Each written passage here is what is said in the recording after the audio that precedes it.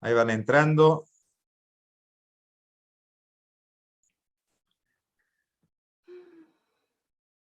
Bien, perfecto. Bueno, hoy largamos con lo que va a ser nuestra última clase, que tal como le habíamos comentado y les habíamos anticipado, la idea es hacer un repaso general de todos los temas que se desarrollaron en el módulo y principalmente atender las consultas que cada uno de los alumnos plantea a través del chat o algunos que ya se fueron comunicando en el foro. Así que, bueno, primero que nada, vamos a pasar algunos avisos que nos mandaron de coordinación. Como la gran mayoría debe haber podido observar, en la plataforma ya están subidas las notas de la evaluación del módulo 2 y el recuperatorio de ese módulo va a ser en el día de mañana. Todo lo que hace a horarios, integración de comisiones, deben dirigirse directamente a la plataforma para poder consultar en qué horario y en qué comisión rinde cada uno de los que tiene que recuperar. ¿Sí? Felicitar a quienes ya están aprobados y comentarles que la evaluación del módulo 3, que es el que estamos desarrollando nosotros, va a ser el día miércoles de la semana que viene. O sea, sería miércoles 5. Tanto los horarios como la integración de las comisiones se van a colgar en la plataforma para que cada uno lo pueda consultar. El recuperatorio del módulo 3 va a ser el día sábado 8, para que todos tengan tiempo de repasar toda la materia y en especial el módulo nuestro. ¿Sí? Y otra cosa que hay que comentarles es que de acuerdo a la reglamentación que también está hosteada en la página, solamente pueden realizar el recuperatorio del módulo 2 aquellos que han rendido el examen y les fue mal, no aquellos que dejaron de rendir. Y el mismo criterio se aplica respecto del módulo 3. Solamente van a poder recuperar el sábado 8 quienes hayan rendido el miércoles 5 y no hayan aprobado el módulo. ¿Sí? Creo que está claro. Sin perjuicio de ello, toda la información está en la plataforma para que ustedes la puedan consultar. ¿Sí? Hay pregunta a uno de los chicos si a los fines del ingreso se va a tener en cuenta los que no fueron a recuperatorio. No tenemos información sobre eso, no nos dijeron cuáles eran los criterios en principio. Es como van todos los que aprobaron los 3 módulos al examen final de ingreso, en igualdad de condiciones, todos los que aprobaron el primer módulo. Entiendo que no hay un criterio vinculado a si se aprobó en el recuperatorio o en el examen inicial. Así es, exactamente. ¿Sí? Y de hecho es el criterio que se aplica en todas las facultades. O sea, sin perjuicio de la nota que hayan sacado en cada uno de los parciales, cuando vas a rendir el examen final, todos los alumnos rinden en paridad de condiciones. Puede haber una excepción si es que alguna materia tiene el régimen promocional, pero no es el caso de este curso de ingreso. ¿Sí? No está previsto en la reglamentación, o sea que es tal como les está diciendo la doctora Oliver. ¿Sí? Bueno. Si te parece, Anita, entonces empezamos. Bueno, si hay algún tema en particular que quieren que comencemos a tratar. La idea de hoy era como una clase de consulta. Si podemos repetir, Elena, se han hecho solo mensajes generales referidos a las fechas y queda toda la información en un Ju virtual. Tal cual. Tal cual, el examen del módulo 3, el día miércoles 5, recuperatorio del módulo 3, día sábado 8, tanto horarios como integración de comisiones deben consultar en la página, en la plataforma, ¿sí? de un Ju virtual. Bien, bueno, hasta tanto vayan surgiendo algunas dudas, vamos a ir avanzando sobre los temas que fuimos desarrollando. Conceptualización del derecho, ¿cuál sería la postura de la cátedra y qué autor se debería considerar? Tanto Ana como yo no tenemos una postura cerrada y acabada, ¿sí? Porque entendemos que el concepto de derecho en sí mismo resulta imposible de definirlo de una manera definitiva, atemporal, cerrada, ni tampoco reducir el mismo a un determinado autor. Por eso es que en el módulo justamente se les ha planteado distintas posiciones sobre lo que es este fenómeno llamado derecho. Digo fenómeno en términos coloquiales, ¿no? Porque fenómeno en términos científicos ya nos llevaría a otra posición que, bueno, que no ha sido motivo de análisis en este módulo. Bien, más arriba preguntaban si la modalidad de examen es verdadero o falso, múltiple choice. Sí, es la misma modalidad que han rendido los dos anteriores. Y uno de los compañeros preguntaba si podíamos repetir a Goldsmith. Si quieren, empecemos por ahí. Más abajo alguien pedía hard y working. Si quieren, lo podemos hacer o en el orden en el que están en los ejes, o empezamos con Goldsmith, no hay problema.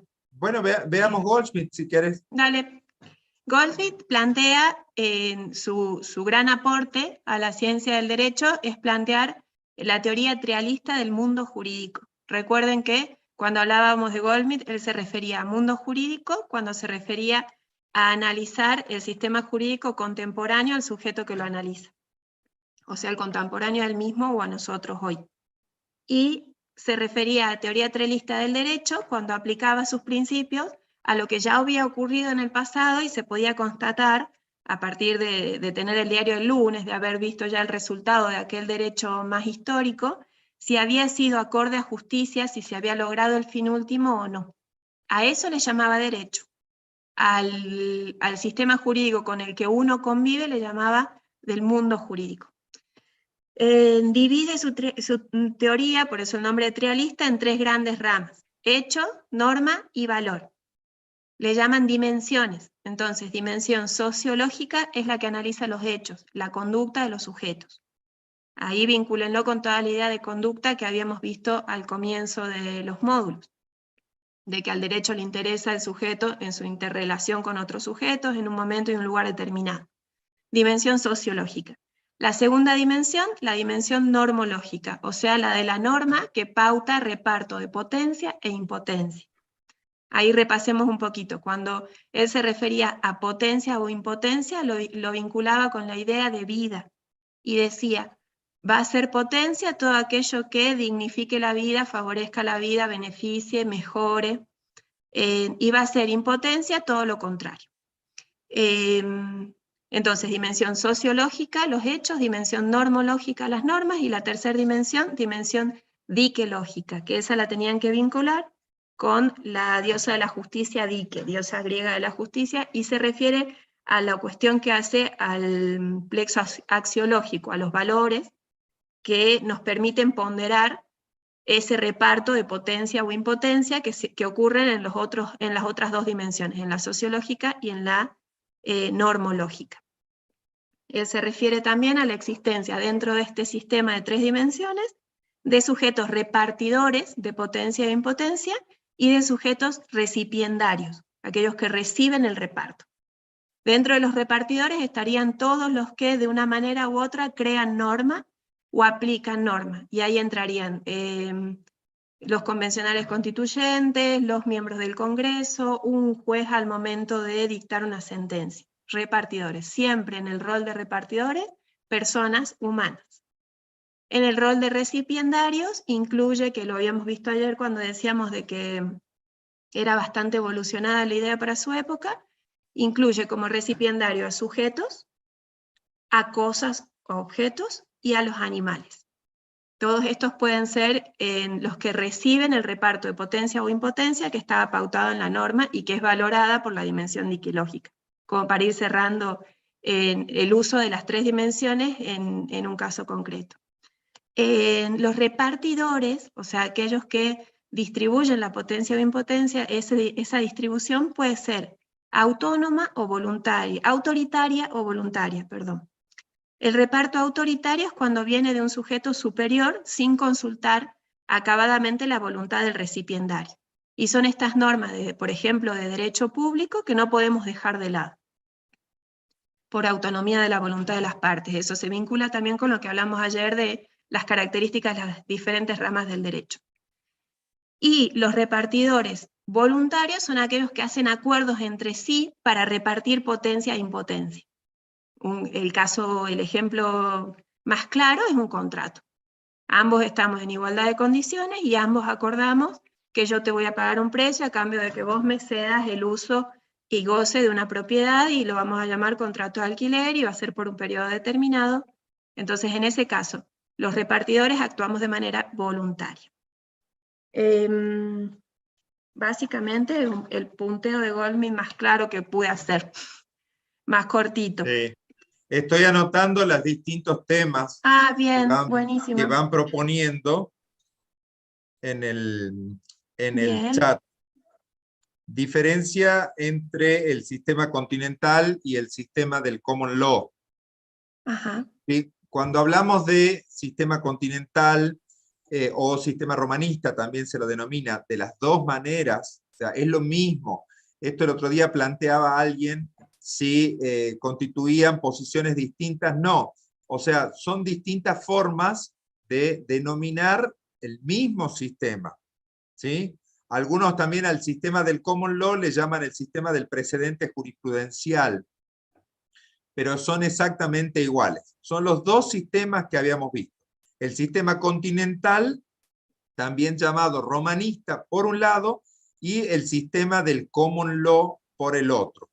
¿Sí? Respecto del sistema continental, nosotros habíamos desarrollado que tiene la vocación de constituir o digamos, concluir la tarea mediante normas expresas volcadas en códigos. Y hablábamos de la época de la codificación, ¿sí? Hay un apego a la norma, a la ley en sentido formal, por oposición a lo que es el sistema del common law, en donde tiene mayor preponderancia las decisiones judiciales, o sea, las sentencias. Los antecedentes volcados en criterios de sentencias de jueces anteriores o de casos anteriores, ¿sí? Constituyen la base para resolver conflictos actuales, mientras que la norma pasa a un segundo, la norma en el sentido de ley formal pasa a un segundo plano. Eso es en el sistema del common law, ¿sí? También habíamos dicho que este sistema se desarrolla principalmente en los países anglosajones. Entiéndase, Inglaterra, Estados Unidos, ¿sí? También lo tienen actualmente en Australia, y dentro del sistema del common law hay países como Estados Unidos en donde va alejándose o se van creando nuevas líneas, pero siempre dentro del sistema del common law, ¿sí? Hay mayor desarrollo de la ley, todo lo cual apunta a que se estarían de a poquito acercando a lo que es el esquema del sistema continental europeo o sistema romanista. ¿Sí? Eso es una caracterización muy general, digamos, como para repasar los dos sistemas. Control de constitucionalidad y control de convencionalidad. Bien, en el control de constitucionalidad lo que se va a buscar, o sea, dentro de nuestro sistema jurídico argentino, el control de constitucionalidad, recuerden que es del tipo difuso, o sea, cualquier juez de cualquier jurisdicción y cualquier rama del derecho tiene la facultad de llevar adelante un proceso donde se esté cuestionando la inconstitucionalidad de alguna norma. Este sistema de control difuso se contrapone a un sistema de control concentrado que existen en otros países, donde se conformaron cortes constitucionales que hacen el control de constitucionalidad en forma exclusiva. O sea, su competencia es exclusiva cuando uno quiere impugnar por inconstitucionalidad una norma en esos otros países, solo puede recurrir a las Cortes Constitucionales. Un caso, Italia, por ejemplo, que tiene Corte Constitucional, donde se desempeñó muchos años Zagrebelsky, que es un autor que citamos en alguno de los temas que vimos. En el control de constitucionalidad vamos a ver la adecuación de todo el ordenamiento jurídico, ahí generen la idea de la pirámide de Kelsen, la adecuación de todas las normas que integran el sistema jurídico a la norma fundante, la Carta Magna, la mayor, que es la Constitución Nacional, incluyendo los tratados internacionales de jerarquía constitucional. El control de convencionalidad va a ser la adecuación del sistema jurídico a los tratados internacionales que hubiera suscrito la Argentina en el marco del derecho internacional público. El respeto o no respeto de cualquier tipo de norma inferior en cuanto al acatamiento o no de los principios que acordamos cuando suscribimos convenios, incluyendo, cuando hablamos de normas o de pautas normativas inferiores, incluyendo jurisprudencia, sentencias judiciales, ¿no? Sí. Una de las cuestiones que preguntaban respecto del control de convencionalidad y el control de constitucionalidad es en cuanto a que la norma en el sistema nuestro no se deroga. O sea, no se va a aplicar la norma. ¿Por qué no se va a aplicar? Porque hay un estamento normativo de rango superior, supongamos el tratado internacional, ¿sí? Es de rango superior, ahí está el control de convencionalidad, y si bien la norma positiva local, nacional, también podemos denominarla, no se aplica en ese caso, pero no por el hecho de que no se aplique quiere decir de que la norma automáticamente se deroga, sino simplemente que para ese caso en particular, la norma positiva nacional local cede o es dejada de lado frente a las previsiones del tratado internacional. ¿Los tratados internacionales están a la misma altura de la Constitución? No, no están a la misma altura de la Constitución, porque si existiera colisión entre un tratado internacional y la Constitución, debe primar la norma constitucional. No obstante ello, el texto de la Constitución Nacional nuestra, en el artículo 75, inciso 22, prevé que los tratados incorporados en ese inciso, ¿sí?, tienen rango constitucional y exige al operador jurídico, en el ejemplo sería el juez, a una armonización de dichos textos, digamos, de dichas previsiones. Más arriba había una pregunta sobre activismo judicial y estaba chequeando si habíamos subido algo de material respecto a eso. No fue un tema incluido dentro de la bibliografía, ni va a ser un tema a tratar en el módulo, ni en la evaluación. Bien, dice, o sea que la convencionalidad se analiza caso a caso. Exactamente. En cada caso en particular debe realizarse un control de convencionalidad. Bien. Creo que estaría lo de control de constitucionalidad y control de convencionalidad. Bien, ¿qué más seguimos? Juzgados multifueros. ¿Qué debe entenderse por juzgados multifueros? Nosotros explicábamos que en la organización del Poder Judicial, por lo general, la distribución de competencias se realiza en base a la materia. Y así tenemos juzgados civiles, tribunales penales, juzgados laborales, etc. ¿Sí? No obstante ello, en algunos lugares, tanto en lo que hace a la justicia provincial como en la justicia federal, existen juzgados multifueros. ¿Qué quiere decir esto? Son juzgados que van a intervenir en todas, o en varias, quizás no en todas, pero sí en varias materias. No hay en ese supuesto una especialización del juzgado o del tribunal en el cual se limite a entender, por ejemplo, solamente cuestiones civiles y comerciales, sino que, en el ejemplo que daba Ana en la clase, los juzgados federales que pertenecen a la estructura de la justicia federal, valga la redundancia, ¿sí? Que tenemos acá en la provincia de Jujuy, son multifueros. Esto quiere decir que intervienen en distintas temáticas. No están solo limitados a lo civil y comercial, solo limitados a lo previsional o a lo laboral, etc. ¿Sí? No sé si querés agregar algo más. No, me parece que está claro, hacía la densidad en cada lugar, en el caso de la justicia federal. Ahí pregunta Laura, ¿normas de la Constitución también pueden ser sometidas a control de convencionalidad? En general, cuando Argentina suscribe tratados internacionales, lo hace en el marco de aquello que se hubiera pautado como principios, garantías y derechos de la Constitución Nacional. No estaría facultada el país a suscribir tratados que contravienen o que van en contra de nuestras pautas básicas de organización nacional, sobre todo en lo que hace a derechos, deberes y garantías. Así que no habría un control de convencionalidad de la norma de la Constitución. Es más bien a nivel temporal, hemos establecido, estos van a ser nuestros principios básicos, que son los contenidos pétreos de la Constitución cuando se habló de la modificación. Estos van a ser nuestra base de derecho innegociable, o sea, son los fundantes de nuestro país, y a partir de estos vamos a resolver qué convenios internacionales suscribimos que sean acordes a nuestros derechos internos inalienables, imprescriptibles, innegociables, digamos. Por eso se da que en algunos convenios internacionales, muy excepcionalmente, no se suscribe la totalidad del bloque del convenio, sino que hay normas que se dejan sin suscribir, a las que Argentina no adhiere porque se contraponen a nuestros principios básicos constitucionales.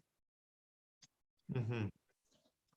Además, digamos, sumado a lo que ya acabas de manifestar, hay un procedimiento para que un tratado internacional entre en vigencia. Se realizan distintos controles. No solo por lo general se da el tratado como consecuencia de una reunión que en materia internacional recibe el nombre de convención, sino que una vez que se apruebe, inicia todo un proceso interno dentro de nuestro país, en donde se va a analizar y se va a realizar este control de constitucionalidad para armonizar. ¿Sí? También existe la posibilidad de que un país apruebe un tratado, pero no todas las normas de ese tratado, sino que respecto de alguna de ellas se formulen reservas. ¿Sí? Pero todo eso va a ser objeto de estudio cuando cursen Derecho Internacional Público. Sí, No nos adelantemos bastante porque adelante, si no sí, eso se van es quinto año. Sí, se van a confundir. Y finalmente, una vez que el Estado ratifique el tratado, que eso es una facultad que debe desarrollar el Congreso de la Nación Argentina, recién respecto de la Argentina ese tratado va a integrar el bloque de legalidad. ¿Sí? Y a su vez, les comento, también sin ánimo de confundir, pero es para contestar la pregunta, a su vez, los tratados por lo general establecen que solamente cuando X cantidad de países hayan ratificado ese tratado, recién va a entrar en vigencia. O sea, sí. Podría ser que la Argentina ratifique el tratado, pero como todavía no se ha cumplido ese requisito dentro del tratado, el tratado no ha entrado en vigencia. ¿Sí? Ahí pregunta, a ver, para que se me va subiendo. Yo imagino que cuando David dice chicos, ¿el positivismo nos estará hablando a nosotros o estará preguntando a sus compañeros de clase? ¿Cómo queda eso en el ejercicio del derecho hoy día? ¿Qué parte de eso tomamos o usamos para nuestros casos? La verdad no tengo claridad del concepto más allá de la explicación dada. Ayer en algún momento el profe había mencionado que tengamos claridad respecto a que uno no se antepone temporalmente ni en la praxis sobre el otro. Cuando hablamos uno y el otro hablamos de positivismo y justnaturalismo. En la práctica usual van a encontrar posturas, en la práctica judicial, o sea, del poder judicial, van a encontrar posturas mucho más cercanas al positivismo, en forma diaria. No sé si estás de acuerdo en eso, no lo hemos hablado de eso, Fede, pero es así. No, totalmente. Es mucho más sencillo tanto litigar como resolver litigios ateniéndonos al positivismo. Cuando el juez empieza a apartarse del positivismo, o sea, de lo dicho expresamente por la norma a la que tomamos como dogma, y busca ampliarla o busca aplicar en forma simultánea, a lo mejor partir de lo que dice la norma, pero mejorarla con el aporte de algún principio o mejorarla con lo dispuesto en algún tratado internacional que no sea los del bloque de constitucionalidad, es cuando comienza a funcionar toda la idea de argumentación del juez y empieza a desarrollar mucho más trabajo discrecional y de fundamentación y profundización del trabajo de un juez, por ejemplo. Lo mismo ocurre con un abogado que va a fundar una sentencia. En general, se replican pautas del código de fondo, se sigue al pie de la letra el código de forma, y con eso es como que tenemos medio garantizado cómo va a ser el camino, más asegurado cómo va a ser el camino. Lo usual en cuanto al ámbito de incumbencia y donde se ve de manera más clara cómo funciona el naturalismo es en la producción de normas nuevas, en la ampliación, por ejemplo, lo que leíamos del artículo 2 del Código Civil, que planteaba que ante casos de interpretación se podía recurrir a principios del derecho natural o a la costumbre. Eso ha sido agregado en la modificación del 2015 y da cuenta de una tendencia hacia el naturalismo en el legislador, en el doctrinario, en el legislador, en el que va creando la norma para ir ampliándola. Creo que ahí más o menos queda respondido lo de David. Sí, lo de la posición naturalista y el positivismo, ¿sí? Planteaban también relación entre filosofía y derecho. Si ustedes ven en el material que le hemos brindado, hay uno en particular donde habla las distintas posiciones con las cuales debemos abordar el derecho. Y así nos hablaba del saber vulgar, del saber pragmático, del saber científico y del saber filosófico. ¿Sí? Decíamos de que el saber vulgar es aquella percepción que toda persona, cualquier ciudadano, tiene respecto de lo que es el derecho, mientras que el saber pragmático es el que aplicamos habitualmente y de manera cotidiana todos los abogados, como me gusta denominarle a mí, los operadores jurídicos, entendiendo por operadores jurídicos no solo los abogados, sino también aquellas personas que integran el Poder Judicial y que están llamadas a resolver conflictos en particular. ¿Sí? La filosofía también integra una dimensión de lo que debe entenderse por derecho. De hecho, lo que es los autores que nosotros vimos, hard working, aluden a posiciones filosóficas respecto de lo que es el derecho, ¿sí? O sea que no hay una separación tajante entre la filosofía y el derecho, sino que justamente el derecho puede ser abordado, y de hecho lo es, y estudiado desde un punto de vista filosófico. ¿Sí? No es lo mismo, por tomar posiciones extremas, no es lo mismo ver cómo en la época de auge del comunismo en Rusia, qué es lo que ellos entendían por derecho y qué es lo que los países más liberales entienden por derecho. Las posiciones filosóficas van a ser distintas en un caso y en el otro. Eso para Elena completar. perdón. Sí, Elena indigenismo, pregunta, pregunta. sí, ¿sus normas dónde constan? Hay normas que expresamente refieren los derechos de las comunidades en la Constitución Nacional, en el 75, inciso 17, que habla de la preexistencia étnica y cultural de las comunidades, el reconocimiento de la posesión de sus tierras. A partir de esa norma constitucional, que se considera operativa por el tipo de redacción que tiene y por el espacio de la Constitución donde fue agregada, se han dictado normas, leyes inferiores a la Constitución, que hacen a la forma de efectivizar esos derechos consagrados en ese artículo. Entonces tenemos, por ejemplo, la ley de emergencia territorial, que se ha aplicado aquí en Jujuy. Jujuy tiene normas propias de derecho indígena. Ahora me viene a la cabeza, si no me equivoco, la 5530 es la que reconoció la propiedad de muchas comunidades en la zona de la Puna y entregó gran parte del territorio a propiedad comunitaria. La forma de la propiedad ha variado según las distintas normativas. Históricamente en Argentina hay normativa indígena desde la campaña del desierto, pero ha ido variando la forma de tipo de propiedad comunitaria según los tratados que hemos ido suscribiendo a nivel internacional. Bueno, entonces tenés normativa en constitución provincial, en leyes provinciales, ahora en la nueva constitución había 2 proyectos que fueron los que generaron el gran conflicto para el lado del norte. En la Constitución Nacional tenés la mención expresa en el 75, inciso 17, y tenés tratados internacionales suscriptos por Argentina. En general se referencian a los fines indigenistas los de la OIT, que es la Organización Internacional del Trabajo, que mediante el convenio 169 es el más nuevo, aprobados después por leyes internas del país, desarrolla toda política indigenista. Bien.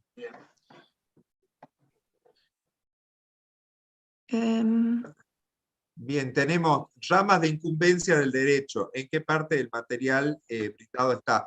En el eje número 3, ¿sí? Sobre la última parte, y antes de llegar al decálogo del abogado, ahí van a encontrar las ramas del derecho. No son todas, hemos seleccionado algunas, las más representativas, ¿sí? Que son de hecho las que desarrollamos en clase. Pero hay otras ramas del derecho que, bueno, que no la hemos podido ver por cuestión de tiempo. El derecho político es uno de ellos, ¿sí? que no hemos desarrollado. ¿Sí? Seguimos. Diferencia María Luján nos plantea que deberíamos haber sido más específicos y no dar libros y libros sin tener respuestas concretas. Cuando comenzó el cursado del módulo, les planteábamos con el profe de que están comenzando a estudiar una ciencia social. En las ciencias sociales van a tener libros y libros que no van a dar respuestas concretas, porque cambian todo el tiempo, porque se trata de una ciencia con un objeto muy abstracto, con un objeto en constante discusión, en constante construcción, con mucha intervención de la filosofía, con mucho cambio histórico. Así que no es solo cómo hemos abordado nosotros la materia esta, es cómo vos vas a tener que abordar tu carrera. Y cómo te vas a encontrar en todas las ramas que vayas cursando con libros y libros y pocas respuestas concretas. De las concretas desconfía. De las respuestas concretas desconfía, porque duran lo necesario hasta que te viene un working y te da vuelta la torta. Claro, tal cual.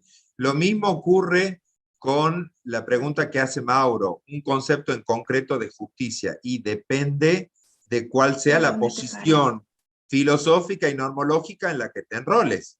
Si yo me pongo en una posición y un naturalista extrema, la justicia es solamente, se verifica con el cumplimiento de la norma, nada más. No hay ninguna cuestión axiológica, entiéndase cuestiones de valores, para analizar en materia de justicia.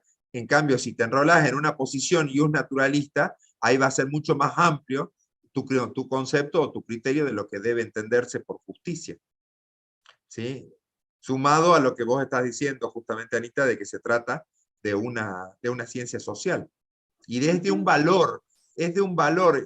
Y cuando hablamos de valores, esto también ya lo dijimos en el desarrollo del módulo, estamos hablando de supuestos contingentes. ¿Qué quiere decir contingente? Que va cambiando a través del tiempo. Y es más, pusimos, si la memoria no me falla, el ejemplo de la esclavitud. La esclavitud en nuestro país, cuando nació nuestro país y en Grecia, que han tenido, digo Grecia porque ha tenido un gran desarrollo, tanto en Grecia como en Roma, han tenido un gran desarrollo en materia de las ciencias sociales. Sin embargo, la esclavitud se consideraba una institución que daba justicia, que estaba comprendida por el concepto de justicia, mientras que en la actualidad sería totalmente inadmisible sostener una afirmación de ese tipo. Bien. Seguimos entonces. Distinción entre justicia y coacción, entre derecho y coacción. Derecho y coacción. Nosotros ahí habíamos analizado 3 conceptos, ¿sí? que en realidad de los tres conceptos, dos concurrían a la conformación del tercero, que es el derecho, justamente. Estos dos, los dos antecedentes eran la coerción o coercibilidad y la coacción. Y caracterizábamos a la coercibilidad como la posibilidad del uso de la fuerza para el cumplimiento de lo prescripto en una norma, mientras que reservábamos la identificación de la coacción al uso efectivo, o sea, ya no está la posibilidad de usarlo, sino que no está la diferencia entre potencia y acto, si quieren que lo digamos en términos filosóficos, sino que la coacción sería en acto, mientras que la coerción sería en potencia. No sé si sirve la metáfora, Anita. Ahí me parece que se complicó lo de potencia y acto porque no lo habíamos mencionado hasta ahora. Pero fue Así como acto y desarrollado potencia. en el, creo que ¿Sí? fue desarrollado en el módulo 2, en el módulo de Darío y Fernando. Ah, ok. Bien. Mateo me parece que viene insistiendo, sí, con la misma pregunta que es o sea, que hace a la organización del ingreso, si hay un tercer examen, o sea, si hay otro examen después de aprobar el módulo 3. Sí, ustedes aprueban los 3 módulos y ahí tienen derecho al ingreso al examen previo a ingresar a la carrera.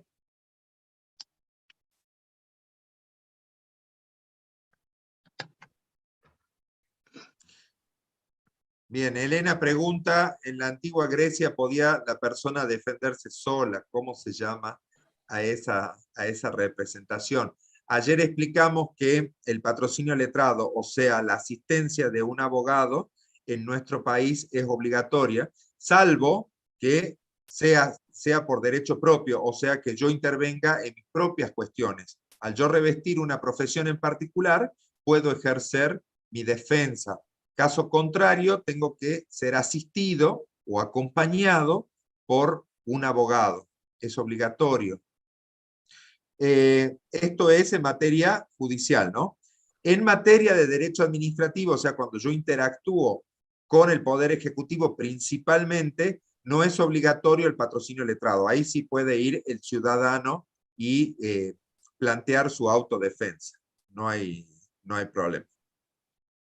El derecho administrativo tiene un montón de pautas dirigidas a beneficiar al administrado, considerando esto, que muchas veces actúa sin un profesional de por medio.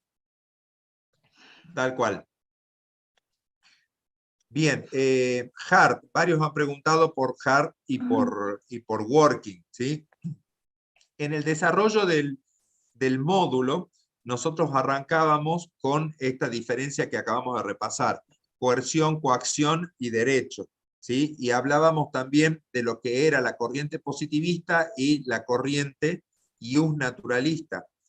Y explicamos en esa línea de análisis que Hart se enrola dentro de la corriente positivista, ¿sí? Y caracterizábamos a la corriente positivista desde tres posiciones o tres grandes bloques. Una es la separación del derecho de la moral, ¿sí? La segunda cuestión tiene que ver con la validez de las normas y la discrecionalidad judicial, ¿sí? Y un tercer punto de vista o eje del positivismo que hablaba de la obligación jurídica. Y así cuando empezamos a hablar de Hart, hacíamos esto que les estoy diciendo es para que ustedes tengan la estructura completa de cómo llegamos a ese tema. Cuando empezamos a hablar de Hart, decíamos que Hart arranca desarrollando su teoría como una oposición a las ideas de John Austin, que es un autor positivista por excelencia, ¿sí? En donde se veían reflejadas estas cuestiones que nosotros habíamos plasmado que caracterizaban al positivismo, ¿sí? Pero en particular, Hart ataca un aspecto que tiene que ver con esto de la obligación jurídica, o sea, ¿qué es lo que hace que una persona cumpla con una norma? ¿Qué es lo que hace? Austin, la respuesta, para decirlo muy sencillo, era las normas se cumplen, o mejor dicho, las personas cumplen con las normas por miedo a la sanción, ¿sí? Y como hablábamos de miedo a la sanción, explicábamos, esto también lo pueden ver en las clases anteriores, explicábamos que a la corriente de Austin se le llamaba el imperativismo. ¿Se acuerdan de eso? Imperativo categórico. Habíamos hablado. Bien, frente a eso, Hart, ¿qué hace? Retoma esta idea positivista, ¿sí? Y le hace una redefinición. Hace una redefinición a partir de la clasificación de las normas. Y él distingue las normas primarias de las normas secundarias. También desarrollamos cada una de esas. Bien. También desarrollamos cada una de esas en las clases anteriores, ¿sí? Y dábamos como ejemplo de norma primaria la previsión del homicidio, el homicidio simple en el artículo 79 del Código Penal. ¿Se acuerdan de eso? Espero. Si no, está en las clases anteriores. Y también dábamos como ejemplo de normas secundarias, ¿sí? Aquellas que de alguna manera son procedimentales, o sea que facilitan la aplicación de las normas primarias. ¿Sí? Y también habíamos visto la clasificación de 3 normas en particular sobre las que Hart hace hincapié, que eran la norma de reconocimiento, la regla de reconocimiento, la regla de adjudicación, la regla de cambio. Esas 3 también fueron desarrolladas. De esas 3, la más importante era la regla de reconocimiento, porque era la que le daba certeza sobre si una determinada norma integraba o no el bloque de legalidad. ¿Sí? Sí, estoy explicando, Martín, juntamente lo que dice Hart. ¿Sí? Y en esa línea de análisis podíamos sintetizar así de manera muy genérica, podíamos sintetizar que para Hart, siguiendo la línea del positivismo, más allá de la crítica que le hacía a Austin, el derecho como ciencia, solamente se limitaba a las normas. Y es justamente esta limitación la que le sirve de base a Working para realizar la crítica a Hart. Y lo que hace Working es ampliar esta dimensión, no solo a las normas, sino también a los principios. Entonces, cuando hablemos de derecho para Working, son normas más principios. Las dos cosas. ¿Sí? Y Working nos hablaba de que los principios, en realidad, muchos de ellos tienen su peso específico, decía Working. ¿Sí? Y hay principios que son obligatorios, igual que lo es el derecho, ¿sí? Y hay otros que no lo son. Pero no es que reduce, como en el caso de los positivistas extremos, no es que reduce solamente al análisis de la norma y al cumplimiento de la norma. ¿Sí? Y como consecuencia de este agregado o esta redefinición que hace Working sobre el modelo hartiano, ¿sí? Cambia el esquema de la discrecionalidad. ¿Por qué? Porque la discrecionalidad en el modelo positivista, en la definición anterior, la discrecionalidad la aplicaba el juez en el supuesto de que no existiera una norma aplicable al caso. ¿Sí? Lo que va a hacer Working es estudiar o desmenuzar un poco más el concepto de discrecionalidad. Y así veíamos que había una discrecionalidad fuerte y una discrecionalidad débil. Estoy yendo muy rápido, Anita. Dice que se están entendiendo, pero sí. Bien. Sí. Una discrecionalidad fuerte y una discrecionalidad débil, ¿sí? Y que es justamente en este aspecto que no hay una aplicación mecánica, ¿sí? En el ámbito de la discrecionalidad. Y también Working va a criticar la regla de reconocimiento en la definición del modelo hartiano. ¿Por qué lo va a criticar? Porque dice de que dentro de la regla de reconocimiento también quedan comprendidas, digamos, las deliberaciones de carácter moral, ¿sí? En donde estarían integrando los principios generales del derecho, que los habíamos visto previamente cuando estudiamos fuentes. De ahí es que hay una especie de secuencia lógica en el desarrollo de los contenidos que nosotros hemos planteado. O sea, no es que están tomados al azar, ¿sí? Entonces, para sintetizar la ¿Y posición las críticas a la discrecionalidad? de, de Working, para sintetizar la posición de Working, por un lado, se abandona la idea de que derecho y moral son cuestiones totalmente separadas, ¿sí? Primera gran conclusión en el caso de Working, ¿sí? También se reanaliza la posibilidad de la aplicación retroactiva de la ley que Anita había explicado, cuál era el principio, cómo surgía desde la posición de la Constitución Nacional. ¿Te acuerdas, Anita? Habías desarrollado también, no recuerdo en cuál, pero en una de las clases desarrollaste este tema, ¿sí? Y respecto de la obligación jurídica, que era el tercer postulado del positivismo, ¿sí? Working le da el tratamiento en lo que él le denomina los casos difíciles. Los casos difíciles son aquellos en los que los jueces crean derecho y generan esta obligación jurídica, ¿sí? Partiendo siempre de un esquema que el derecho está integrado tanto por normas como con principios. Bien, estoy. Así ha sido como...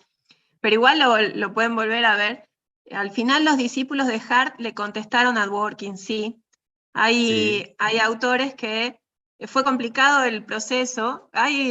Bueno, no, le iba a decir, después les puedo compartir un libro, pero me van a sacar corriendo.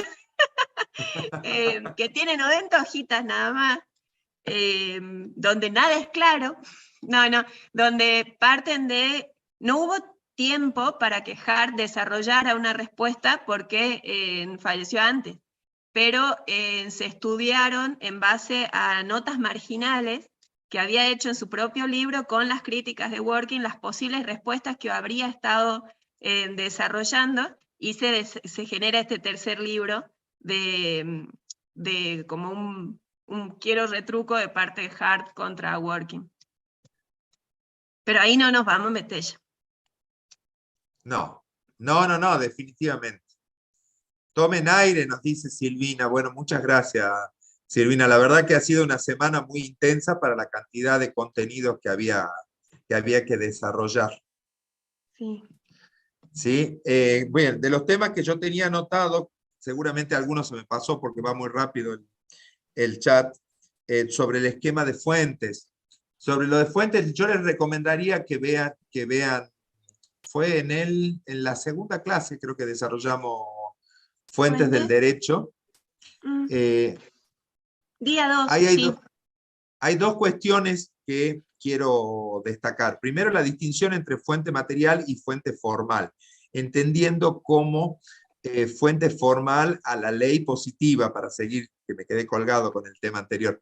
La ley positiva, o sea, la ley emanada del poder legislativo, ¿sí? Mientras que la fuente material es cualquier ámbito en el cual exista una cierta jurisdicción, o sea, en el cual existan reglas coercibles, por decirlo de alguna manera, ¿sí? De tal manera que si yo hablo, ustedes van a escuchar en el desarrollo de la carrera que muchas veces se dice ley formal o ley material. Cuando dicen ley formal, se están refiriendo a la ley del Congreso o de la legislatura, ley en sentido formal. Mientras que cuando se habla de ley en sentido material, por ejemplo, podría ser un reglamento. Ley en sentido material también puede ser un contrato, porque hay un principio en materia de derecho civil, derecho privado, perdón, ¿sí? Que es la autonomía de la voluntad, o sea que las partes pueden autorregular sus relaciones jurídicas. Entonces, ese equilibrio que han conseguido las partes a partir de su autorregulación constituye ley para ellas mismas, o sea, para las partes. ¿Qué otra cosa tenemos de...? Codificación.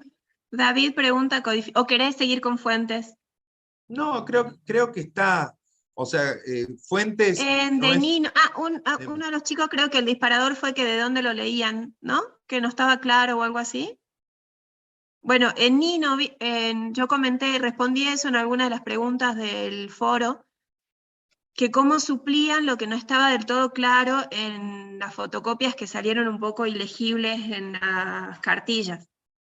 Vayan al libro ese de apoyatura, que era el manual de Nino, y con el buscador del PDF busquen fuente y limítense a leer la parte de fuente, que ahí está explicada la clasificación, esto de deliberadas o espontáneas, formales, materiales, históricas, está ahí.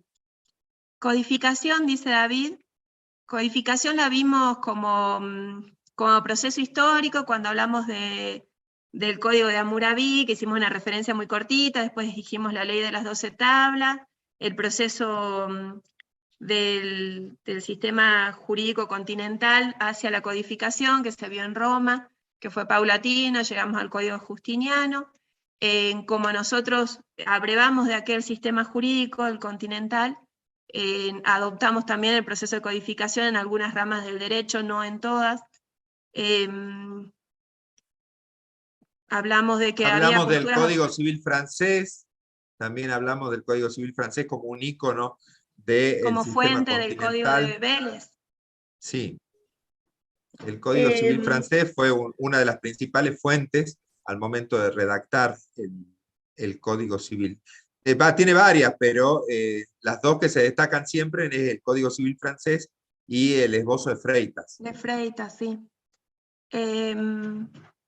¿Qué más? Que había críticas y posturas a favor de la codificación. Hablando a favor, podemos plantear la facilidad de acceder a todo el plexo normativo, a todo el conjunto de normas que hacen a esa materia congregadas en un mismo cuerpo, entonces no se me complica ver de dónde saco la referencia de esta norma o cuál está vigente y cuál no. Las normas incluidas en los códigos, si el código está vigente, la norma está vigente, a menos que expresamente se aclare que ha sido derogada.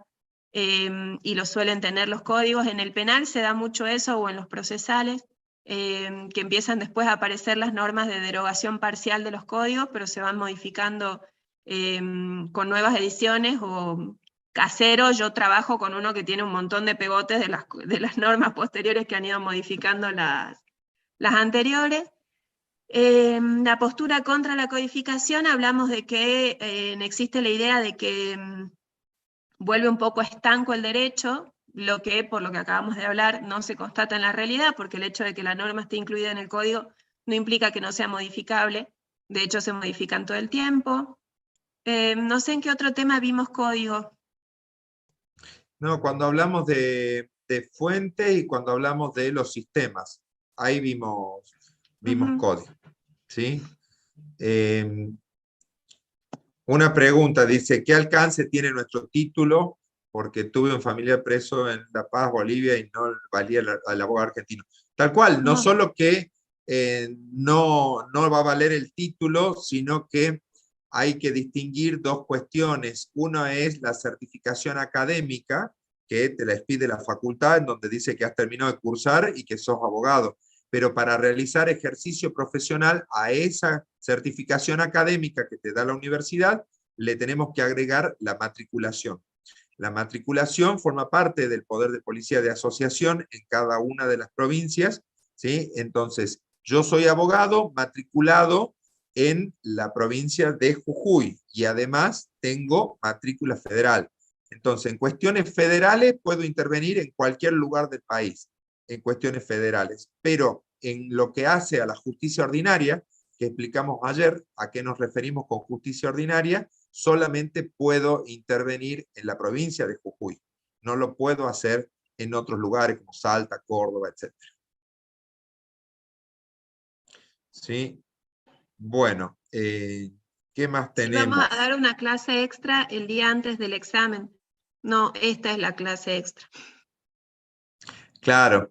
Miren, les queremos explicar una cuestión. O sea, para nosotros ha sido un esfuerzo tremendo sintetizar esta idea de nociones básicas de derecho, como se denomina el módulo 3, porque de alguna manera teníamos que abordar todas o casi todas las materias que van a ser desarrolladas a lo largo del plan de estudio, ¿sí? Y bueno, por eso también es que es voluminoso el material, ¿sí? En ese sentido, quiero que entiendan que por ahí se hace muy difícil, digamos, desarrollar en el tiempo o con la profundidad que uno quisiera cada uno de los temas, porque de hecho tampoco es la finalidad de este curso de ingreso, ¿no? Pero desde otra posición también quiero que ustedes adviertan, como para tomar una decisión si verdaderamente esto es lo que les gusta y no solo lo que les gusta estudiar, sino lo que les gustaría hacer el resto de su vida. Epa, qué difícil que se la has puesto. Es que es la verdad. Ahí en un juicio, sí. Es la verdad, porque normalmente cuando uno elige una carrera, elige por afinidad con la temática, pero no se representa cómo es el día a día de la vida profesional, salvo que tengas un familiar, digamos, y que pueda darte esa referencia, ¿sí? Pero mucha gente dice, estudio medicina porque me gusta el arte de curar, pero le resulta insostenible tener que hacer guardias de 24 horas y demás. Entonces, bueno, ahí tenés ese contraste en un ejemplo claro, ¿sí? Pero lo bueno es lo que hablábamos ayer sobre el final de la clase. O sea, un abogado no está limitado únicamente a litigar. Hay muchas áreas de trabajo en las cuales cada uno puede desarrollarse libremente, ¿no? O sea, no está limitado a los juicios únicamente. Así que bueno, Antígona, Para, podría a explicar la ver, ética de Antígona. o sea, la pueden ver en cualquier video, no sé si da que ocupemos tiempo con Antígona, porque en realidad fue usarla como ejemplo para que ustedes vean en un caso práctico el enfrentamiento entre positivismo, que era la idea que imperaba en el tío de Antígona, quien estaba en el trono en ese momento, y naturalismo, que es la idea que usa como argumento Antígona para justificar por qué actuó en contra de las leyes de Creonte del rey en ese momento. Era solo a los fines de ejemplificarlo, no tiene Claro, era mucho, un disparador justamente. sí, para llevarlo a un caso práctico. Preguntaba una de las chicas más arriba, baja rápido el chat, si va a haber más bibliografía al momento del examen final, ¿no? El examen final se va a circunscribir a lo mismo que se ha desarrollado en el módulo 1, 2 y 3. No hay bibliografía nueva previa al examen final. Sí, bien. Sí, siguen preguntando sobre cómo va a ser el procedimiento de selección. Les recomiendo que lean la información que está en la plataforma, porque ese procedimiento está reglamentado. Esto quiere decir de que está establecido con carácter previo y está publicitado en ese sentido. ¿Cuál va a ser el criterio de selección para el ingreso? Y un Para ser naturalismo es penal, derecho natural, sí, es la traducción ius, es derecho. Así van a tener también muchos textos que van a hablar de ius positivismo, derecho positivo, ius naturalismo es derecho natural. para ser penalista hay que dejar de lado muchos valores. No, No, definitivamente no. ¿Sí? depende, Hay límites. sí, depende cómo te vayas a desempeñar. Hay Lo límites. importante es que fue parte de la idea de estructurar este módulo con estos tres ejes, de hacer tanto hincapié en justicia con mayúscula como valor, que más arriba preguntaban por qué justicia con mayúscula. Queríamos también que sea un disparador de que lo tomen como valor, como objetivo final, como aquello hacia lo que tiene que tender el derecho al momento de que lo lean y que lo apliquen. Va a depender de las pautas que vos tengas como persona, cómo te vas a desempeñar en la rama que elijas desempeñarte, como en todo. Ujú. Bien. Esta Sí, pregunta está repetida, o sea, ya lo había leído y creo que no lo desarrollamos. Ministerio Público de la Defensa y Público Fiscal puede explicar eso otra vez. Creo que la misma pregunta la habíamos tenido más arriba y después quedó sin explicar. El Ministerio Público es un órgano bicéfalo, le dice la Constitución, creado por la Constitución Nacional en la modificación del 94, se lo incluye en la Constitución. Bicéfalo con la idea de que tiene dos cabezas, porque dentro del Ministerio Público vamos a tener la rama del Ministerio Público de Defensa y la rama del Ministerio Público Fiscal. El Ministerio Público Fiscal es el que va a llevar adelante todo lo que hace a la acusación penal, a la investigación y acusación penal, lo que veíamos ayer en ramas. Ahí fue, ¿no, Fede? Sí, exactamente. Y el Ministerio Público de la Defensa es el que va a llevar adelante la defensa de aquellas personas que no puedan pagarse un abogado, la defensa de los ausentes, e intervienen en forma obligatoria en los casos de niños, niñas y adolescentes. Cuando hubiera un niño, niña o adolescente en el marco de un proceso judicial, aun cuando en el proceso intervinieran sus padres y estuvieran representados por un profesional técnico en el proceso, interviene obligatoriamente para darle legalidad al proceso y para proteger los derechos superiores del niño, un defensor público, que integran el Ministerio Público de la Defensa. Si preguntan si hay recuperatorio del examen final, no, no hay recuperatorio del examen final. ¿Sí? Con el examen final se organiza lo que se llama el orden de mérito para determinar quiénes son los que ingresan.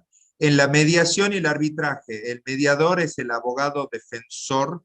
No, cuando hablamos de abogado defensor, nos referimos al fuero penal.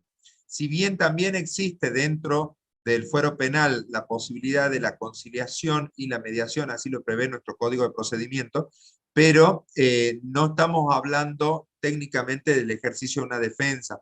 Yo hablaba ayer de que el procedimiento denominado mediación, ¿sí? Importa romper con la estructura de un ganador y un perdedor, ¿sí? Y pasar a un esquema de lo que se llama el ganar-ganar, o sea que las partes autorregulen a partir de una tercera persona que actúa como facilitador de la comunicación, que autorregulen sus conflictos y por ende construyan soluciones en conjunto, ¿sí? Sumado, quería agregar para redondear la idea del Ministerio Público, ¿sí? El Ministerio Público Fiscal, en materia penal, el titular, el dueño de la acción es el fiscal, es el Ministerio Público justamente. Es el Ministerio Público a través del fiscal el que decide a qué persona va a imputar y qué delito va a imputar para avanzar en esas etapas a las cuales mencionábamos ayer: la prevención, la investigación y luego la etapa del juicio. Hay uno de los chicos, que no sé bien, Obando parece el apellido, me puede sacar dudas sobre el origen del positivismo, su objeto y su aplicación en las ciencias sociales. Eso, bueno, aplicado a ciencias sociales específicamente, debe ser lo que vieron con el profe Fernando. El origen del positivismo es cuando comienzan a desarrollarse las ciencias sociales, se busca aplicar a esas ciencias sociales incipientes para poder considerar la ciencia y buscar equipararlas de alguna manera a las ciencias que tenían mucho desarrollo en ese momento, que eran las naturales. Se buscaron aplicar reglas similares, entonces métodos, procedimientos y el buscar llegar a leyes o a respuestas de carácter más general, más seguro, más inalterable. Y así es como se fue forjando la idea de positivismo, de la norma como dogma, que lo hemos mencionado ya en varias ocasiones. El objeto del positivismo, o sea, el objeto sería como una forma de explicarse el sistema jurídico y su aplicación en las ciencias sociales y establecieron todo un sistema de interpretación. Es así, está como difícil llevarlo a la respuesta clara porque me parece que está confuso sobre qué es positivismo. Claro, en realidad el concepto de positivismo no es privativo del derecho. No. Esa es una cuestión que hay que tener presente. O sea, si hablamos técnicamente y con un rigor científico absoluto, cuando nosotros normalmente decimos positivismo como una suerte de oposición al naturalismo, en realidad deberíamos decir positivismo jurídico. ¿Sí? El positivismo jurídico se basa principalmente en la norma expresa. Por eso se llama la norma positiva. ¿Sí? Mientras que el naturalismo sostiene la existencia de normas de otro orden, normas que son íncitas, que las tenemos y que las podemos conocer o por la razón, o si es en un esquema o un autor más de corte racionalista, ¿sí? O por algún tipo de intervención divina. Y lo digo en sentido estricto, ¿no? Ujú. Derecho de fondo y de forma. El derecho de forma es el que hace el procedimiento, al modo en que vamos a aplicar el derecho de fondo. El de forma me va a decir cómo presentarme ante el tribunal, los plazos que tengo para presentar una demanda o un recurso, contestar la demanda, quién es el tribunal competente, en qué casos puedo ir con poder, en qué casos puedo ir con carta poder, con patrocinio de urgencia, me va a dar todo lo que hace a procedimiento ante los tribunales. O procedimiento administrativo cuando estemos por hacer una acción administrativa ante algún organismo administrativo o cualquier organismo del Estado en su función administrativa. Y el derecho de fondo es el que establece las pautas de las normas que rigen la interrelación de las personas. Entonces, dentro del derecho de fondo va a estar el Código Civil y Comercial, el Código Penal, que pauta qué es delito, el Código Aduanero, el Código de las leyes de migraciones, o las normas las leyes en general que se dictan, en general son normas de fondo. Puede haber leyes que tengan en su articulado normas de fondo y normas de forma al finalizar. O sea, existen leyes positivas que tienen contenido normativo de los dos tipos, forma y fondo. Sí. Recalcar que el dictado de los códigos de fondo es facultad delegada por las provincias a la nación, ¿sí?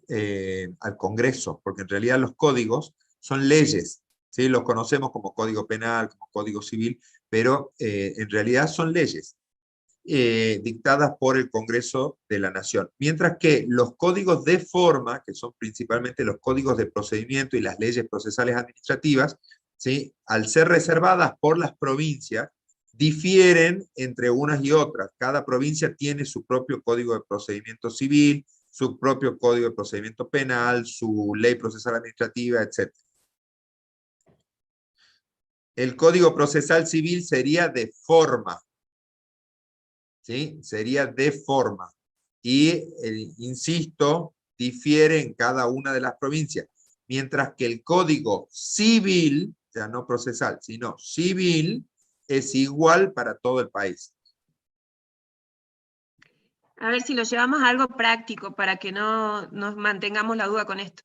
El Código Civil era ese del que hablábamos, no sé si ayer o antes de ayer, que es el que indica qué se va a considerar persona, desde cuándo hay persona, cómo son los vínculos familiares, qué pasa ante el fallecimiento de un sujeto, se abre el título de sucesiones, el vínculo del sujeto con la cosa, y va a hablar de los derechos reales, de la servidumbre, el vínculo de los sujetos entre sí, y nos va a hablar de las obligaciones, de los derechos de daño, de los contratos, todo eso lo regula el Código Civil, y va a dar las pautas de ordenamiento del sistema. El Código Procesal Civil me va a decir que cuando uno quiere interponer una demanda por incumplimiento de un contrato, tiene que ir a un tribunal, la demanda se debe redactar de tal manera, presento la demanda con patrocinio letrado, con un apoderado, si igual con patrocinio, la demanda tiene que estar firmada por el interesado en la demanda, se corre traslado, hay 15 días para responder, puedo presentar un recurso, el recurso lo tengo que presentar en tal plazo, o sea, me va a indicar el camino para efectivizar el derecho del que me habló el Código de Fondo. Así es.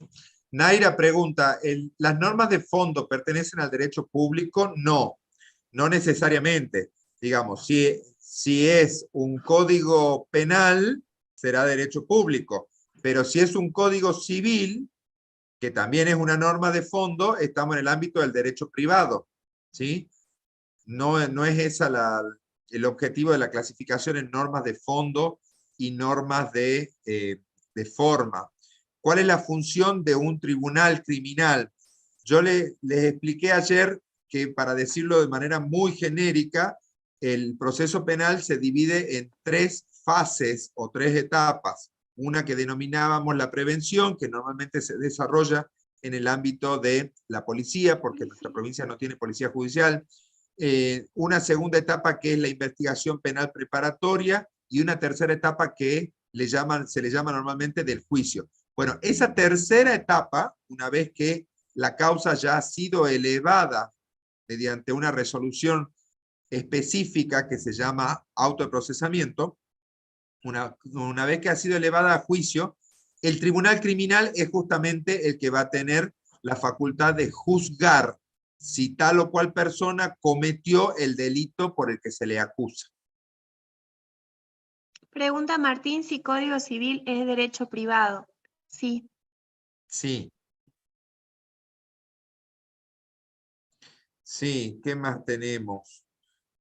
Sí, bueno, varios preguntan sobre el tema del examen Sí. final. ¿Sí? Insisto, lean bien la información que está subida en la página. Ahí les explica perfectamente cómo van a ser los criterios de selección de las personas que finalmente ingresen. Obviamente eso va a ser después del examen final, ¿no? O sea, creo que está claro, creo que esa parte está clara. Bien, ¿qué más tenemos? ¿Regla de reconocimiento es igual a regla de adjudicación? No, Marco. No. O sea, son totalmente distintas. La regla de reconocimiento lo que hace es dar certeza si una determinada norma integra o no integra, o es aplicable o no, digamos, al caso traído a análisis. ¿Sí? Mientras que en la regla de adjudicación tenemos otro escenario. Las reglas de adjudicación intervienen principalmente, ¿sí?, con las reglas primarias. A ver, ¿qué más? Código Civil es igual a Código Penal. ¿En el No, sentido de código, de codificación o desde qué punto de vista? ambos son ley de fondo, por Sí. ende deben ser dictados por el Congreso de la Nación, ¿sí? Pero definitivamente no, el mismo nombre te lo dice. El Código ¿A Civil qué es se uno le y el llama penal no. jueces domésticos? Es la primera vez que veo eso. Jueces ¿A qué se? domésticos. No sé. La verdad no lo Jueces sé, domésticos. Isabel. No sé qué, es más, creo que no hemos mencionado eso. Es la primera vez No. que escucho los jueces domésticos. ¿Sí? Bien. ¿Qué más tenemos? Y a los del Estado, pregunta, los jueces siempre son del Estado, ¿no?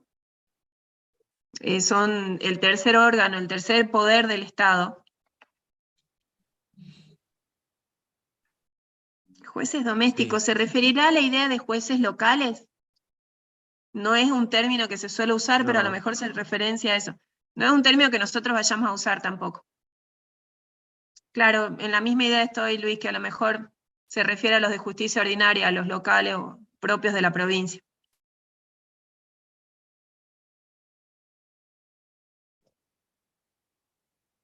Dogmáticos.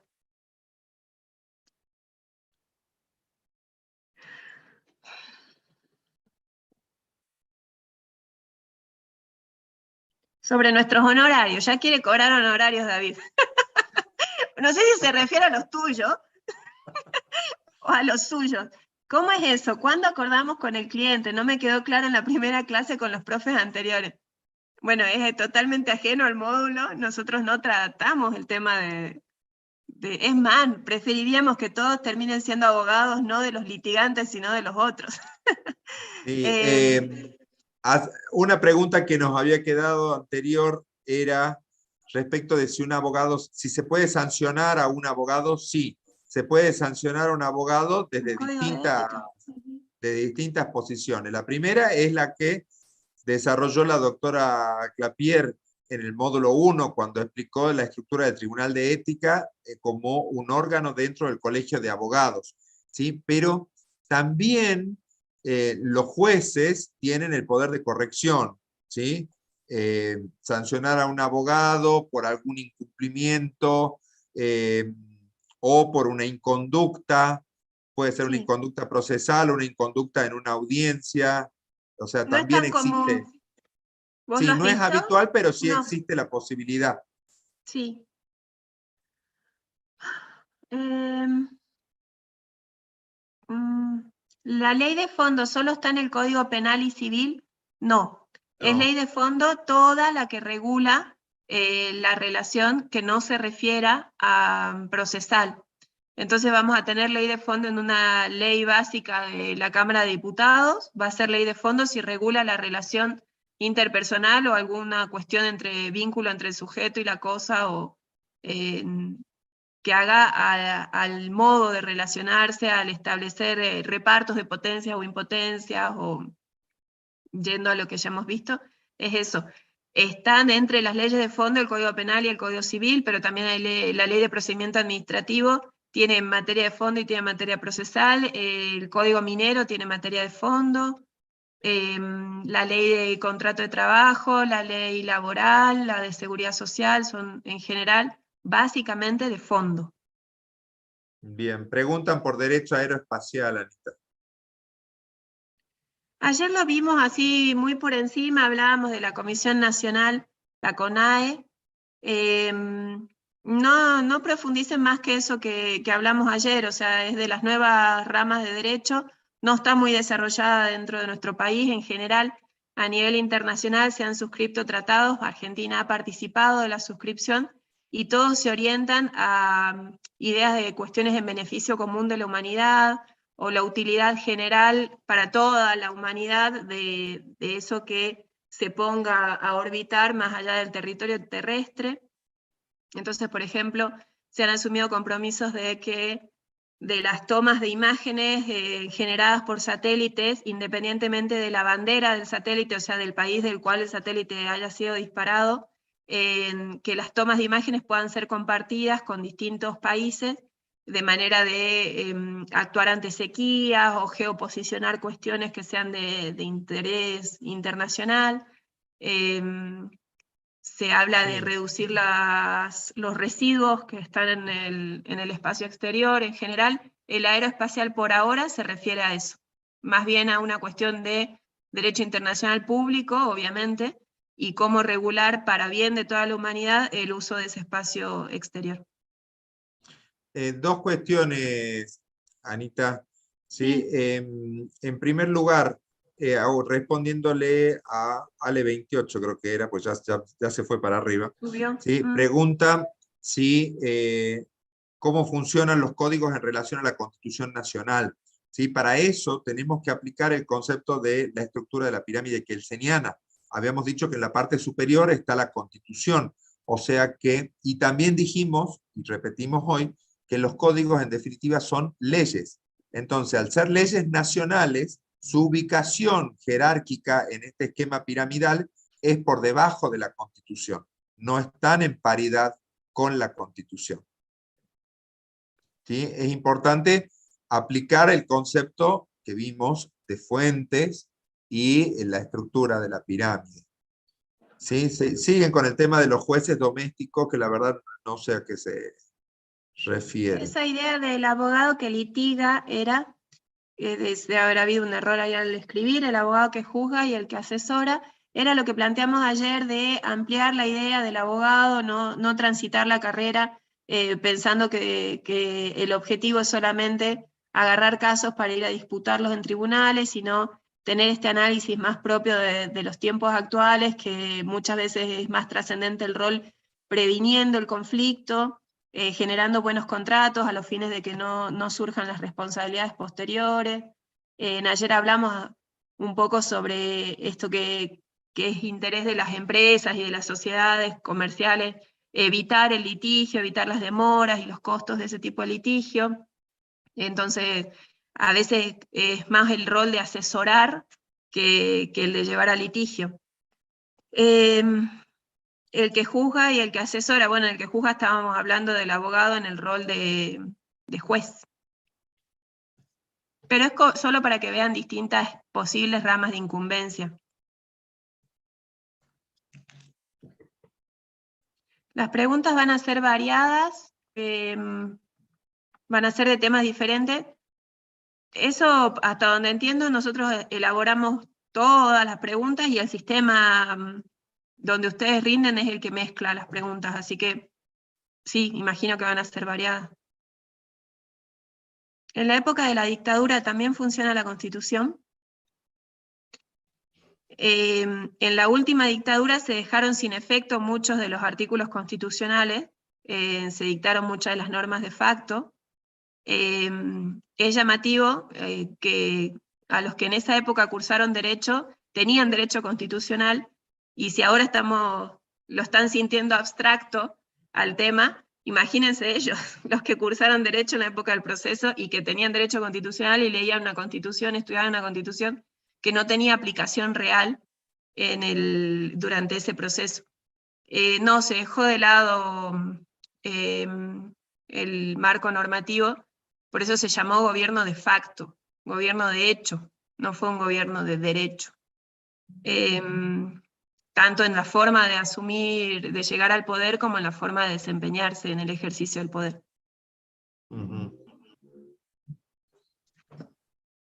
Bien. Es lo mismo ley de fondo que ley de derecho. Ley de derecho, o sea, ley, en general puede referirse a de fondo o de forma cuando lo mencionás en general. Ley de derecho no sé bien a qué se estaría refiriendo. Había otra antes relacionada con el ¿Mm? mismo tema, decía, es lo mismo ley de fondo que códigos de fondo. Los códigos de fondo siempre son leyes de fondo, ¿sí? Pero hay leyes de fondo que no necesariamente son códigos, como por ejemplo la ley de contrato de trabajo, la ley 2744, ¿sí? No es un código, pero sí es una ley de fondo. Sí, pregunta más que todo por los exámenes, ¿cómo va a ser? Sí. El formato de los exámenes va a ser similar al de los otros dos módulos, con preguntas de verdadero o falso y preguntas de múltiple opción. O sea que no van a tener variaciones en ese sentido. Bien, estructura lógica de la norma, creo que nos habían preguntado anteriormente. Cuando hablamos de estructura lógica, esto también creo que lo desarrollamos, Anita, ya estoy un poco perdido. Cuando hablamos de norma, ¿no? Exactamente. ¿Sí? El día 2.1, sí. La estructura lógica de la norma, ¿sí?, alude a esto que hablábamos del antecedente y del consecuente. ¿Sí? El legislador, cuando dicta una norma jurídica, tiene en mente un supuesto de hecho, ¿sí?, que ese es el antecedente. Y el consecuente refiere, en el caso de las normas penales, a cuál es la sanción que se va a imponer, ¿sí?, para el supuesto de que se dé el antecedente. No sé si se entiende. Igual esto creo que está en la... A ver. Como ante determinado hecho, determinada consecuencia. Es como por eso lo de lógica. Muchos tienen que haber visto lógica en la secundaria. Ante el supuesto A será el supuesto B, y así. Ante determinado antecedente, constatado en el hecho, en la realidad, si vamos a Goldschmidt, en la dimensión sociológica, ante determinado hecho antecedente, determinado consecuente. Lógicamente que el esquema de esta estructura lógica de la norma funciona si lo tomamos en el esquema cartiano, en las normas primarias, ¿sí? No funcionaría en las normas secundarias, porque la norma secundaria o bien son de procedimiento o bien representan potestades o facultades que tiene el individuo. Dábamos el ejemplo, si la memoria no me falla, esto de la posibilidad de otorgar un testamento. ¿Sí? Otorgar un testamento es una potestad. Yo si quiero otorgo testamento y si no, voy a un juicio el día que yo falleciera. Si no, me muero nomás, sin decir nada y genero un despelote. Algo así, lo tomé sobre la marcha. Lo tomé el día de mañana, cuando yo me muera, ¿sí?, al no haber un testamento válido, también hay unas reglas de lo que se llama un proceso sucesorio intestado o ab intestado, que Ab quiere decir intestato. en el que no hay, ¿sí? Entonces, vuelvo sobre lo que preguntaban recién. Esto de la estructura de la lógica de las normas funciona únicamente en las normas positivistas, positivas en su dimensión clásica, o, si lo quieren decir en términos hartianos, en las normas primarias, ¿sí? No así en las normas secundarias, porque en las normas secundarias no necesariamente el consecuente está delimitado de esa manera tan acabada, ¿sí? Tan claro, sí. Están como con Y, dudas, ¿qué es ley, qué es código? Pero entonces la ley y el código, pregunta Naira. El código está conformado por leyes. A veces o sea, se han codificado pautas y existen normas posteriores que van modificando artículos de esas pautas, pero lo importante del código es el ordenado y sistematizado en un artículo debajo del otro, la división en capítulos. Son leyes que han sido incluidas dentro de un cuerpo compacto físico que tiene toda la ley adentro, digamos. Y existen leyes que no están codificadas, que van sueltas por la vida, como la ley de contrato de trabajo, que nunca se hizo código, que es modificada por otras leyes, y ahí se empieza a complicar cuando hablábamos de los beneficios de la codificación, ver en qué tema se tiene que concatenar con otra ley que no está integrada en el mismo cuerpo normativo, porque ambas se complementan a los fines de efectivizar un determinado derecho. No sé si se les complica un montón ley y código. ¿Qué? está claro, ¿sí? Creo que la mejor forma de entender el tema es aceptar que los códigos son leyes. Los Laura códigos son dice si leyes. una, creo que está yendo como a un asesoramiento privado, así que después sacar la ley de honorarios, que ya nos las dijeron por ahí, Fede. Sí. Me pueden contestar si cuando una pareja está separada se puede hacer juicio sucesorio. Separada, pero estuvieron casados antes. Hay un montón de aristas Claro. posibles. Toda persona o sea, se puede hacer un sucesorio de cualquier persona, estén casados, estén separados, sean solteros. También preguntaban hasta qué edad se puede testar. No hay un límite de edad No, para testar. O sea, puede ser una persona de avanzada edad desde y el momento en otorgar que, testamento válido. sí.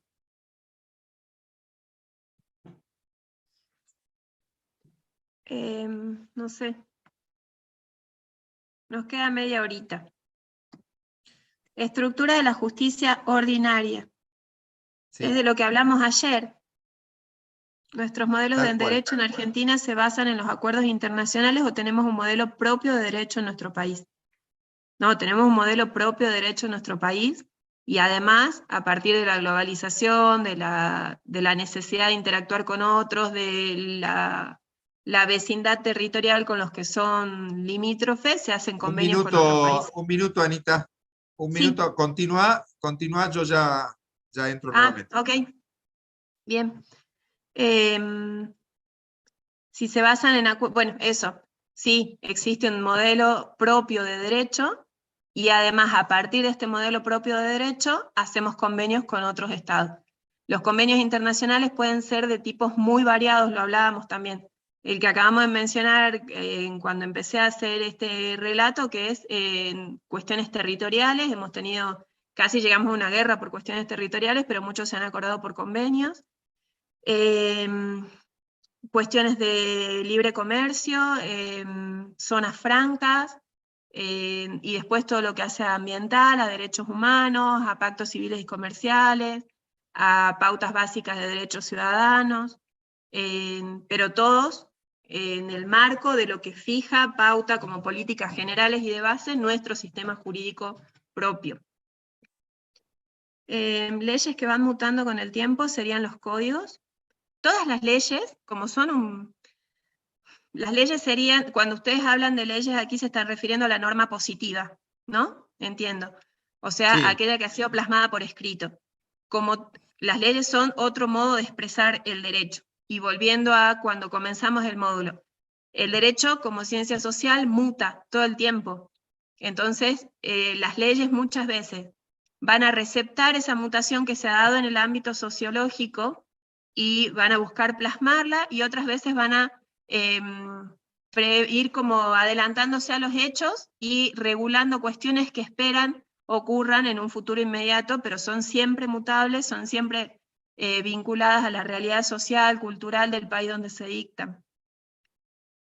Muchas veces las dictan después de tiempo y son leyes que sancionadas ya son obsoletas.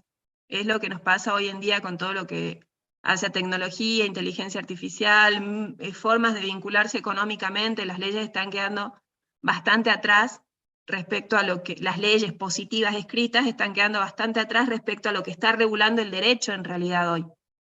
Para que tengan en un ejemplo práctico esta amplitud de no limitar el derecho a lo que decía el positivismo, que es la ley escrita. El derecho hoy está regulando relaciones comerciales internacionales que no tienen una pauta normativa escrita.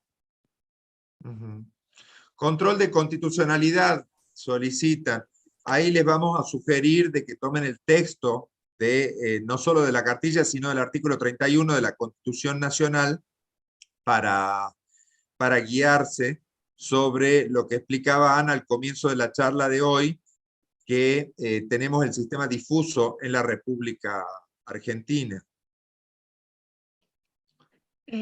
Cuando se trata de derechos humanos, entendía que se basa en convenciones internacionales e interamericanas.